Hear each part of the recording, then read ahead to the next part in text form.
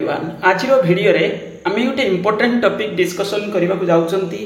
आ ये टॉपिक होची हमरो जो एज रिलैक्सेशन बा एज लिमिट जोटा आपनकर जो गवर्नमेंट जॉब रे सेटा एक्सटेंड करबा को जो माने गोटे दाबी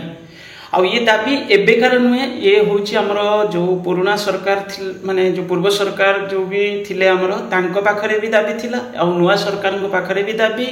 आ जो नुआ सरकार वर्तमान जो हमरो पाखापाखि 8-9 मास हो गलानी तो ये जो सरकार आसी पूर्व एमाने भी चाहूले जे एथिरे जिनस को विचार करा जाऊ एज लिमिट रे एक्सटेंड करा जाऊ किंतु सरकार को आसला परे आ से विषय रे काहे किछि स्टेटमेंट नाही। ये हूँ गोटे माने कौन कल आमर जो पूर्व सरकार से खाली माने शॉर्ट टर्म रे एमती 2-3 वर्ष बढ़ाई कोरोना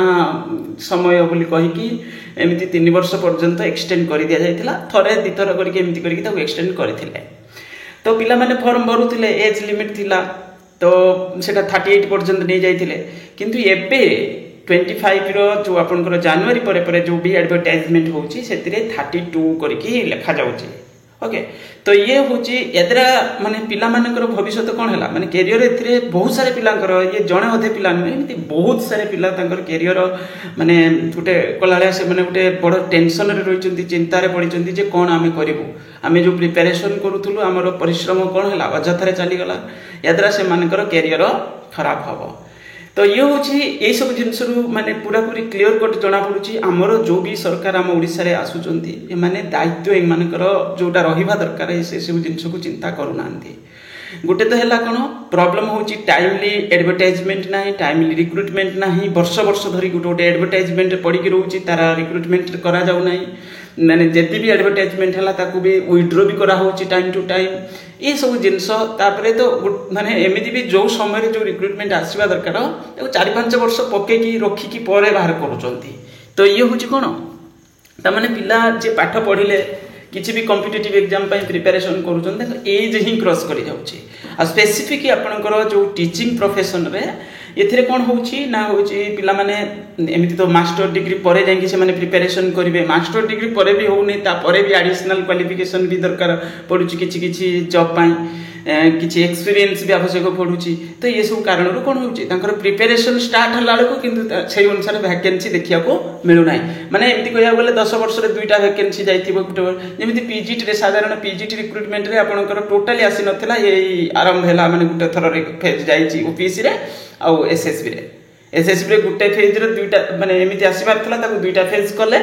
करिकी बाहर कले ओपीएससी रे से बड़ी माने गुटे फेज रे रिक्रुटमेंट को 2टा फेज करिकी बाहर करा गला 21 रे 335 पोस्ट आस्थिला ता परे होची सेटा तो परीक्षा ही नथिला बाकी तक ये होची एभली ता माने ओवरऑल पिला मान को माने कोन कर जाउची एमिति डायरेक्टली इनडायरेक्टली तांको कैरियर को पूरा पूरी बर्बाद करके छाडुचंती कई भी सरकार मु एठी कहूनी जे यही पर्टिकुलर यही सरकार माने दायित्व नाही तो एबे हमरो गोटे रिक्वेस्ट आउ एटा भी दायित्व माने एमती गोटे रेस्पोंसिबिलिटी भी सरकार रो जे हमरो जो यंग माने जो कहला माने स्पेसिफिक होची हम 32 रु जो ऊपर जो एज रे पिला माने रहिले आ पाखा पाखी जे 32 भी धरी गलेनी तो से माने गोटे बड़ वर्तमान टेंशन रे अछंती तो से मानकू कोन करबा दरकार तांको पई एज रिलैक्सेशन माने एमिति कहया बोले बढ़े देबा दरकार आ टीचिंग प्रोफेशन रे एज होची 43 और 45 पर्यंत नै जिबा दरकार कारण टीचिंग प्रोफेशन रे वैकेंसी रेगुलर बेसिस रे देखिया को मिलु नाही तो ये होची जरूरी करिवार अछि एथिरे आमे कहबानी जे ये सरकार से सरकार केई भी सरकार अछि एटा दायित्व एटा को से माने करिवार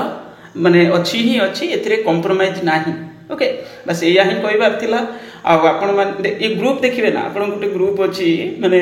मते भी से ग्रुप रे ऐड कर दिचंती एडमिनिस्ट्रेशन हिसाब रे माने एमिति किछि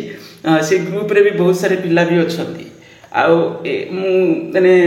एमिति केतेटा ग्रुप अछि 2-3टा ग्रुप कोन थिला त केते कोन ग्रुप बनिचन सेटा अलग कथा मते जणा नै से विषय रे किंतु एभले ग्रुप भी पिला बडैचंती पिला तक निज निज हिसाब रे फाइट करूचंती हेले सुदा केही रेस्पोंड माने करूनांती सरकार हम देखलेनी को न्यूज़ पेपर रे ना कोथरे किछि सेमती बड़ धरणर किछि गोटे माने केही स्टेटमेंट भी दोनांती विषय रे ये बड़ दुखर विषय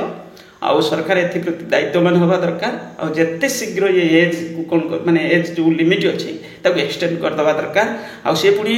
सब माने पोस्ट वाइज जेमति हम कहउचंती डिफेंस रिलेटेड माने जदी पुलिस फोर्स ए से तार रिलेटेड पोस्ट रे सेटा उडे भाबी चिंती करिवार अछि जो जॉब जमती ताकू सही अनुसार कौन करवा दरकार अच्छी ताकू गोटे भाभी चिंती कि एज को एक्सटेंड करार अच्छी कौन 43 कौन 40 कौन 38 तुम्हें कर सेटा हूँ तुम उपर निर्भर करुच्ची किंतु बहुत भाभी चिंती कि करवा दरकार। Thank you.